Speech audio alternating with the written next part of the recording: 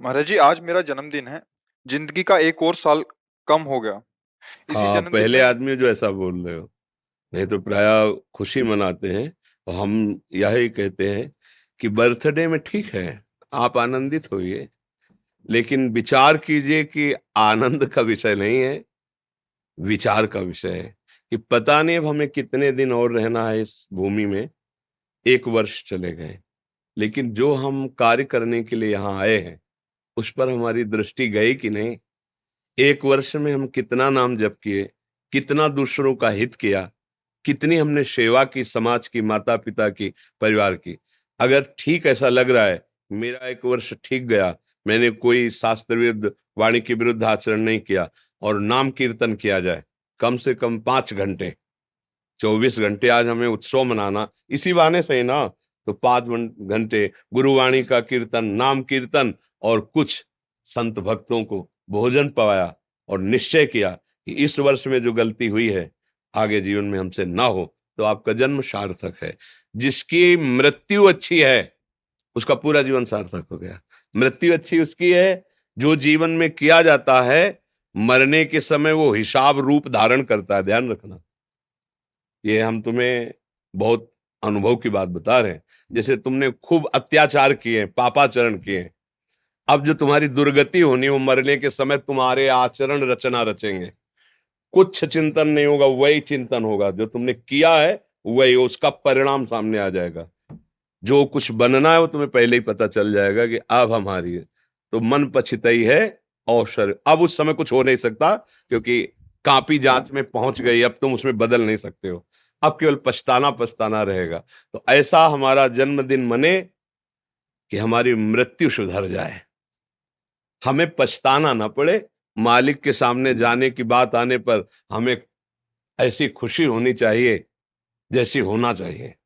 पर हम खुश क्यों नहीं होते? मरने का नाम सुनते ही डर जाते हैं, क्योंकि जो करना चाहिए वो हम नहीं कर पाते, और जो नहीं करना चाहिए वो किया तो डर लगता है। अच्छा, अभी आपको कि कोतवाली में आपको बुलाया जा रहा है, तो यदि आपके आचरण पवित्र है ना, तो आप बिल्कुल पाई भर नहीं डरेंगे। जी हाँ, कैसे? और अगर ऐसे ही बुला रहे हैं आपको वहां स्वागत करने के लिए, और आपके आचरण गलत, तो एक बार आप, पता नहीं कौन सा केस फंस गया, क्या बात हो। ऐसे ही जब मृत्यु का समय आता है ना, तो जब हम गलती करते हैं, प्रभु से प्रेम नहीं करते, प्रभु की भजन सेवा नहीं, अब क्या होगा? जिससे प्यार किया वो छूट रहा है, और जहां जाना उससे प्यार नहीं किया, पूरा जीवन खराब कर दिया। अब वो डरता है। नहीं तो सच्ची बहुत आनंद आता है। जाना है किसके पास? जिसके लिए जीवन भर तड़पे हैं उसके पास जाना है, जिसके लिए जीवन समर्पित किया उसके पास जाना है। तो आपका जीवन सार्थक हो, आपका मंगलमय जीवन हो, इसके लिए विचार करते रहो। और जन्मदिन सार्थक तभी है जब हम अपने प्रभु को प्राप्त कर लें। हमारे कोई ऐसे आचरण न हो जिससे कोई दुखी हो और सोचे कि ऐसा आदमी तो रहना ठीक नहीं है। ऐसा आचरण न बनने पाए। ऐसा आचरण बने कि हमारे आसपास हमारे परिवार के जन ये चाहें कि आपकी लंबी उम्र हो, आप स्वस्थ रहें, समाज सेवी बने। जी। हाँ जी, कुछ भक्तों ने आपके श्रीमुख से नाम चाहा है महाराज। हम तो वृंदावन वासी, राधा उपासी, राधा राधा रटते, राधा वल्लभ श्री हरिवंश। आपको जो प्रिय हो और जो गुरुदेव ने दिया हो, सब नाम समान बल वाले हैं। खूब नाम जप करो, नाम से ही मंगल होगा। हमारी प्रार्थना मान लो। कलयुग है, अन्य साधनों का अवसर नहीं है।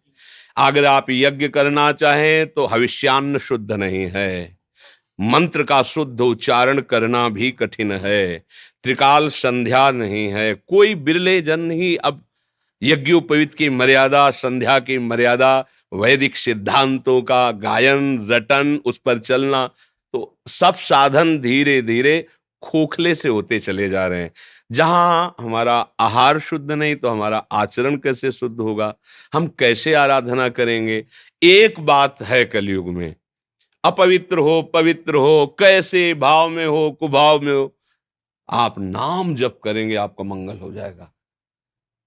नाम ऐसा है, कलयुग केवल नाम आधारा, सुमिर सुमिर नर उतरे पारा।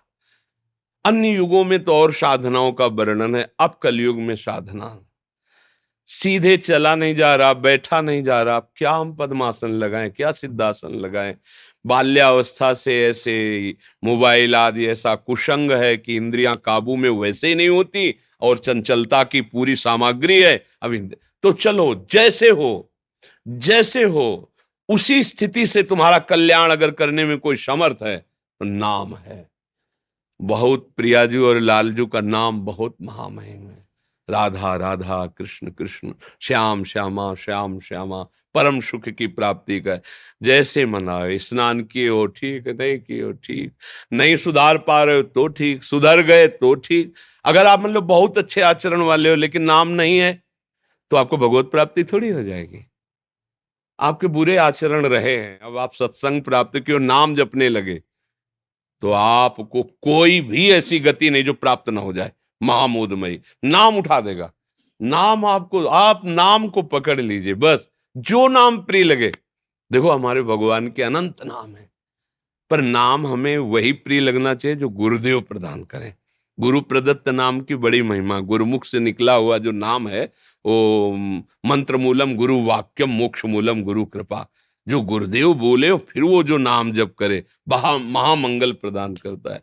खूब नाम जप करो, धीरे धीरे अपने मन को विकारों से हटाने की तरफ चलो। मन में विकार आते हैं, उनको धीरे धीरे धीरे नाम जैसे जैसे चलोगे, जपोगे, तो आपके अंदर ऐसी बात आने लगेगी कि गंदी बातें सहन ही नहीं कर पाओगे, हृदय जलने लगेगा। नहीं नहीं, और जहां जलन हुई बुरा माना तो छूटने लगेंगे। अभी तो क्या है, बुरा नहीं मानते ना, अच्छा लगता है। गंदी बातें सोचना, गंदी क्रियाएं करना, वो जब अच्छा लगता है तो बुराई को अच्छाई में तुम स्वीकार कर रहे हो, इसीलिए नहीं छोड़ पा रहे हो। तुम्हें कोई नहीं पकड़े।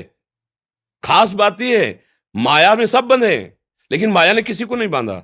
हम खुद स्वीकार करके बंधते हैं। ये नशा, ये गंदी बातें, गंदा चिंतन हम सुख की लालसा से करते, तो बोले हमें माया ने फंसा लिया है। कोई माया नहीं फंसा है। हम गौर से देखो, जिसे हम स्वीकार करते हैं वही हमें बांधे हुए है। हम ना स्वीकार करें, कोई हमें बांधे हुए नहीं है। अगर हम ठीक से चले तो कोई माया नहीं है, भगवान ही भगवान है, उन्हीं का आनंद है। खूब नाम जप कीजिए, आनंदित रहिए।